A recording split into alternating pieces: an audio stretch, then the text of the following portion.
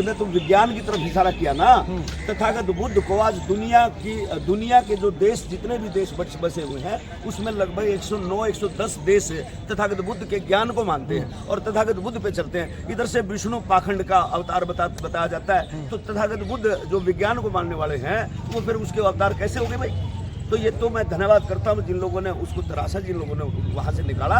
और बुद्ध धर्म इस देश के अंदर, जब तथागत बुद्ध का ज्ञान यहाँ पे चलता था, तो ये देश सोने की चिड़िया भी कहा जाता था और ये देश ज्ञान का प्रतीक भी था। लेकिन आज आडंबर में हम लोग फंस चुके हैं। और इधर जो जितने भी मनवादी लोग हैं, हिंदूवादी जो लोग हैं, हिंदू कोई धर्म नहीं है, हिंदू एक धंधा है। हिंदू धर्म एक धंधा है, धंधा इनका कारोबार है।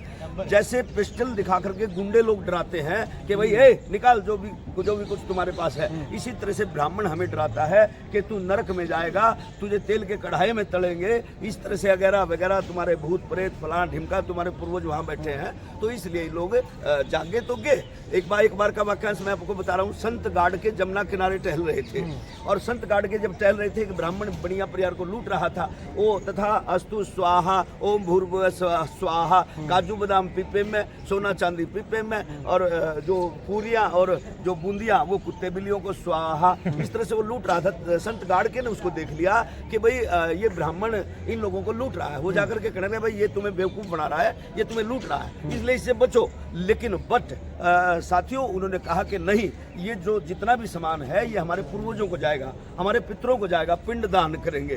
तो जब उसने कहा नहीं यार ये तुम्हें लूट रहा है, तो उन्होंने कहा नहीं ये पितृदान है। तो उसने सोचा भाई इन्हीं की भाषा में इनको समझाऊं। संत गाड़कर ने कहा कि तुम्हारे जो पितर हैं, तुम्हारे जो ये बड़े बुजुर्ग हैं जो मर करके वो कहाँ गए हैं, बताओ मुझे कहाँ बैठे हैं। उसने कहा ये ऊपर आकाश में 10,000 किलोमीटर ऊपर बैठे हैं। तो गाड़के संत ने सोचा इनको मैं शिक्षा दे करके जाऊं। जब वो जमुना के अंदर गए, दोनों हाथों से पानी ऐसे भगाने लगे, जो वो पानी हवन में गिरने लगा, वो कहने लगे हमारा हवन मत खराब कर।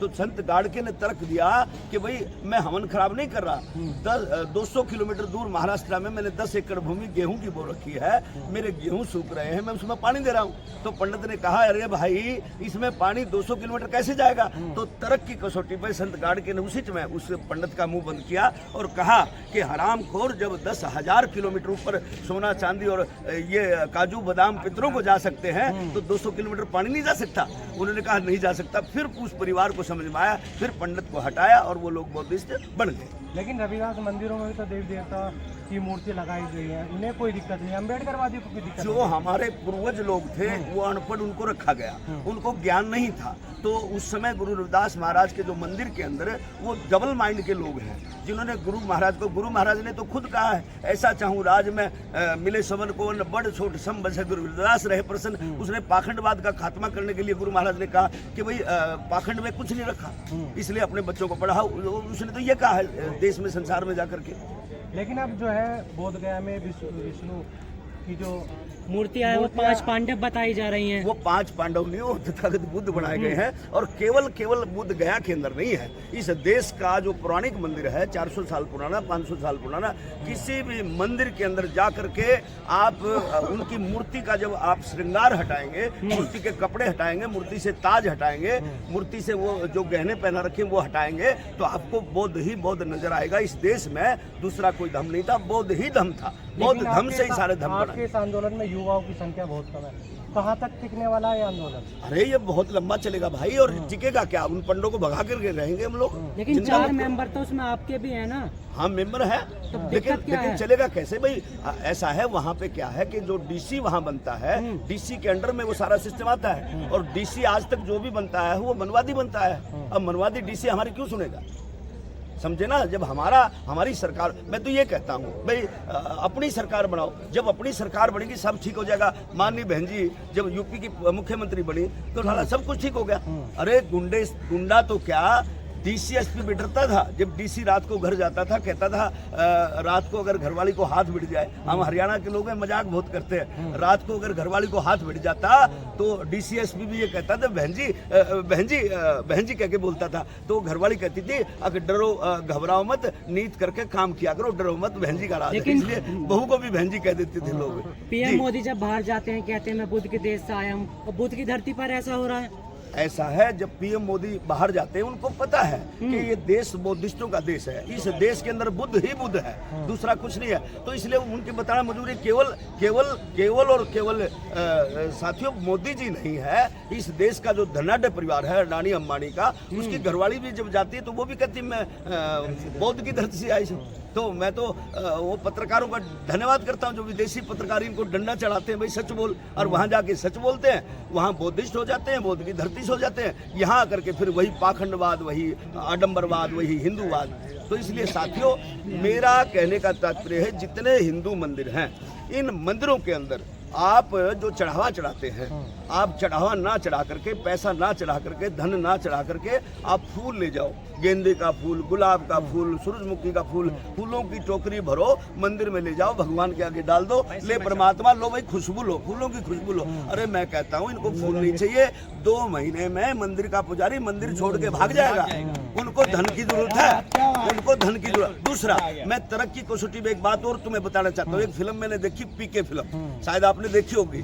पीके फिल्म में मैं कहता हूँ देखनी चाहिए, oh my god PK film देखना चाहिए। तो पीके फिल्म का एक बड़ा शानदार सीन मुझे याद आता है। एक मंदिर के अंदर गुल्लक रखा था और गुल्लक में आमिर खान अपना रिमोट ढूंढवाने के लिए शंकर भगवान के उस गुल्लक के में पैसे डालता रहा 2-3 महीने पैसे डाले उसने।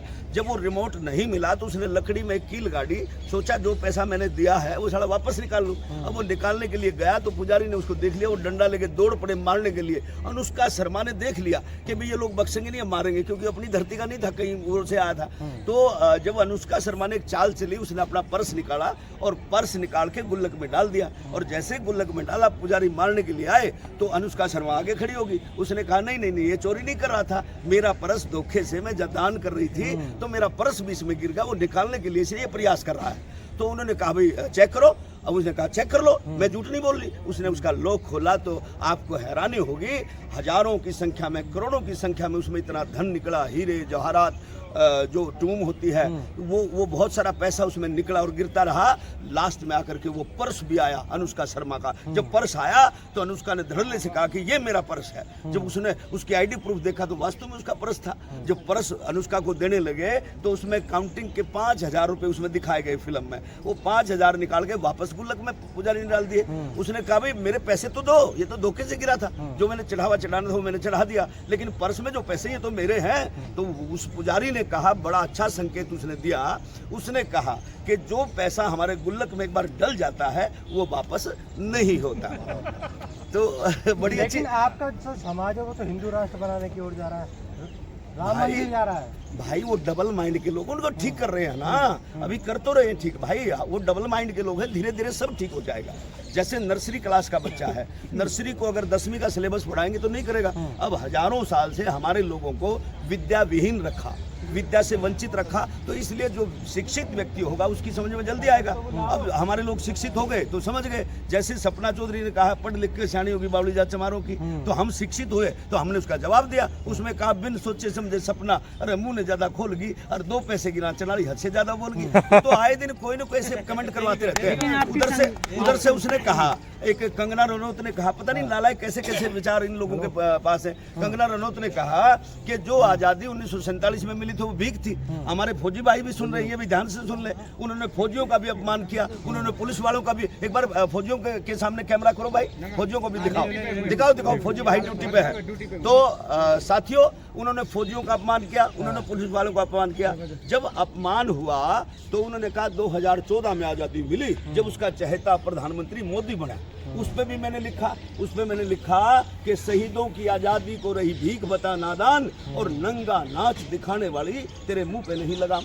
एक बाबा रामदेव ने कहा, पत्रकारों ने पूछा कि बाबा जी, पत्रकारों से बाबा जी ने कहा कि जो सरकार 30 रुपए का पेट्रोल दे, जो सरकार 300 का सिलेंडर दे वो अच्छी, या 1000 पार सिलेंडर दे और 100 पार पेट्रोल दे वो अच्छी? तो लोगों ने कहा नहीं जी, जो 30 का पेट्रोल देगी वो अच्छी है, जो 1000 रुपए का सिलेंडर देगी वो अच्छी है। तो उसने फिर वो सरकार भी बन गई, मोदी जी प्रधानमंत्री बन गए। वो तो बिना मोदी देगा, मोदी प्रधानमंत्री बने। पत्रकारों ने जाकर के सवाल किया कि बाबा जी अब बताओ, आपने कहा सरकार बनते ही 30 का सिलेंडर, 30 का पेट्रोल हो जाएगा और जो है 300 का सिलेंडर हो जाएगा। उसने कहा भाई नहीं नहीं, ये राजनीतिक बातें हैं। उन्हें कहा जवाब तो आपको देना पड़ेगा। उन्होंने कहा नहीं बताता, मेरी पूछ छट पाड़ेगा। तो हमने तो पूछ पे भी गाना लिखा। वो रिवाड़ी से है, मैं रोहतक से हूँ, तो मैंने उस पूछड़ पे गाना लिखा कि दिखा कितनी लंबी पूंछ तेरी, अरे 1.5 आंख के काने, सलवार पैर के भाजा था जब देखे थे तेरे दाने। लेकिन तो सर हम इस तो- आंदोलन का अब क्या आंदोलन ही बचा है क्या रास्ता? भाई अपने देखो ऐसा है, आंदोलन तो हमारा मजबूरी है। बाबा साहब अम्बेडकर ने कहा जिस सरकार को तुम चुन करके भेजते हो, अगर वो सरकार मनमानी करे तो तुम आंदोलन कर सकते हैं। यही बातें मैंने किसान आंदोलन में जाकर के किसानों को समझाई, जिनकी समझ में आया, और उन्होंने बाबा साहब को भी सम्मान दिया, उन्होंने फोटो भी लगाया। तो साथियों, केवल एजिटेशन करना, केवल हड़तालें करना, केवल ये नहीं है। मैं तो ये चाहूंगा समाज के लोगों को जब वोटों का टाइम आए तो ठोक के अपने लोगों का अपनी बात को समझा करो। और हमारी आज देखो, बुरा मत मानना, हमारी कोई लीडर है, हमारा कोई नेता है जो हमारा भला चाहता है, तो बहन कुमारी मायावती से बड़ा आज के दिन हमारा कोई नेता नहीं। लेकिन बहुजन समाज को क्या संदेश देना चाहेंगे गीत के माध्यम से? बहुजन समाज को भाई संदेश तो आइए जरा मैं, हाँ, अरे भाई का भाई दुश्मन हो गया, जो तिकड़मबाजी चल रही है लोगों की, इस पे गाना लिखा है। अरे भाई का भाई दुश्मन हो गया, तुम कैसे राज बनाओगे, अरे इकट्ठे हो जाओ सारे, नहीं तो अलग अलग मर जाओगे। यूट्यूब पे बहुत जल्द मेरा सॉन्ग आएगा। ये गाना जो अभी आपने सुना कि कोई शंकर कोई राम ने पूजा, कोई भगत हनुमान का, मैं बाबा, इसका दूसरा भाग भी मैंने किया है। बाबा साहब अम्बेडकर ने साथियों कहा है कि जब तुम सुबह उठोगे आपको 2 घंटी सुनाई देंगी, 1 घंटी मंदिर की बजेगी, 1 घंटी विद्यालय की बजेगी। तो उसको लेकर के भी मैंने सॉन्ग किया है कि एक मंदिर का घंटा बजता, घंटी बजे स्कूल की, मंदिर में बेवकूफ बने और विद्यालय विद्वान, अब मर्जी आपकी है भाई तुम्हें कौन से रास्ते जाना है। ये मेरे YouTube चैनल पे सुन सकते हैं, मंजीत मेहरा ऑफिशियल चैनल। बोध गया के ऊपर कोई गाना है सर? हाँ, बोध गया भाई, आप तो पूरा पसीना निकाल के छोड़ोगे आज। 2 लाइन सुना दीजिए। चलो 2 लाइन मैं सुना रहा हूँ। आइए कैसे, जरा गौर से सुना। अरे तेरा मंदिर तेरा है तो बोध बिहार मेरा, ये सबकी आवाज है बहुजन समाज के लोगों की। कैसे? अरे तेरा मंदिर तेरा है तो बोध बिहार मेरा, अरे सब धर्मों पे कब्जा करके, स्वाहा वाले लोग, सब धर्मों पे कब्जा करके क्यों लेते हो बुराई रे, और बौद्ध धर्म से भारत ने दुनिया में पहचान बनाई रे, और बौद्ध धर्म की दुनिया में आज करते सभी बड़ाई रे, इस बौद्ध धर्म की दुनिया में आज करते सभी बड़ाई रे। ये दूसरे धर्मों के मंदिरों को, मस्जिदों को खुदवाने का काम करते हैं, उनके लिए कैसे? उसके लिए क्या है?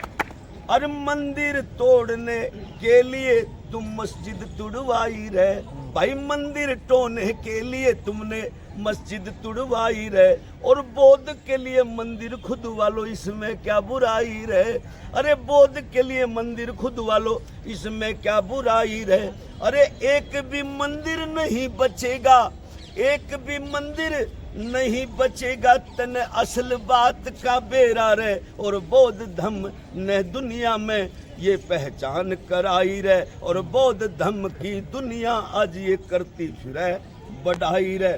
मेरा सभी धर्म के मानने वालों को, क्योंकि बाबा साहब अम्बेडकर ने सोने की कलम से लिखा है कि ये देश धर्म निरपेक्ष देश है, कोई किसी धर्म को मान सकता है।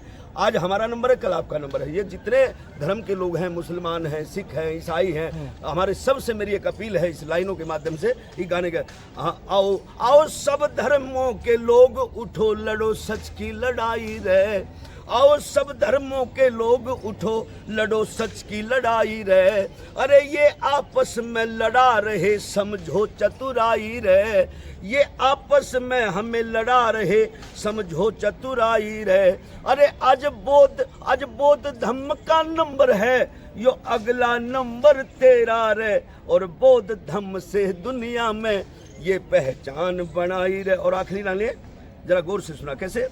दुनिया में मेरे भारत की बौद्ध धर्म पहचान है, पूरी दुनिया में मेरे भारत की बौद्ध धर्म पहचान है, अरे मंजित मेहरा यूं कह रहा बौद्ध ही विज्ञान है, ये मंजित मेहरा यूं कह रहा बौद्ध ही विज्ञान है, और बौद्ध धर्म के जान से जीवन बौद्ध धम्म के जान से जीवन नया सवेरा रहे, और दुनिया में भारत की इस दुनिया में बौद्ध धर्म ने पहचान कराई रहे। बहुत बहुत साधुवाद। एक बार नारा लगा ये नया सॉन्ग है मेरा, ये सॉन्ग नया है। साथियों, ये गाना आप जो सुन रहे थे बगैर म्यूजिक के, ये मैंने सुबह 6 बजे डाला है। मेरे मंजीत मेरा ऑफिशियल चैनल पे सुन लेना और सब्सक्राइब भी करना, लाइक भी करना। हम आपके अपने हैं, इसी तरह से आप हमारा हौसला बढ़ाते रहें। हम आपके लिए नए नए गीत लेकर के आते रहेंगे। बहुत बहुत धन्यवाद, बहुत बहुत साधुवाद। धन्यवाद।